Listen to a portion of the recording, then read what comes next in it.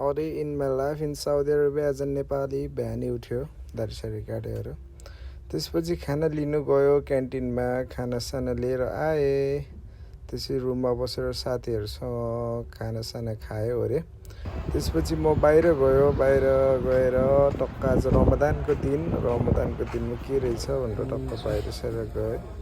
मार्केटमा गए स्याउ सुन्तलाहरु लिएर आयो त्यसपछि इफ्तारी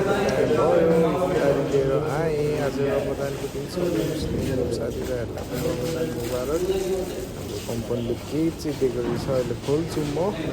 त्यसपछि टक्क साथीलाई भेटे यहाँ रमजान मुबारक त्यसपछि म माथि जाँदै थिएँ फेरि अर्को मेरो साथीसँग काम गर्नेलाई पनि भेटेँ रमजान मुबारक त्यसपछि अनि म इफ्तारी लिएर माथि गएर त्यसपछि ओपन गर्यो रमजानको पहिलो दिन हैन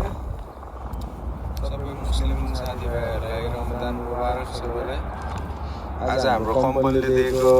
खानेकुराहरुमा चाहिँ रमजानको रोजा खोल्न दही दिएको छ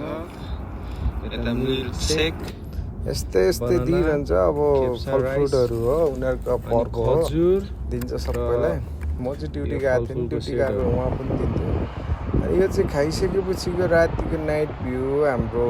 भिल्ला माथिबाट यहाँ चाहिँ भिल्ला भन्छ बिल्डिङ माथि हामी बस्ने माथिबाट हेरेको 3 वर्ष भइसकेको छ यही बिल्डिङमा बसेको पनि यो हाम्रो नेक्स्ट हो जुन गरेर हेर्दाखेरि टक्क अनि त्यसपछि ल त साथीहरु गुड नाइट अब अर्को भिडियोमा चाहिँ तपाईहरुसँग म कति स्यालेरी हुन्छ त साउदी अरेबियामा म त्यो कुरा गर्नेछु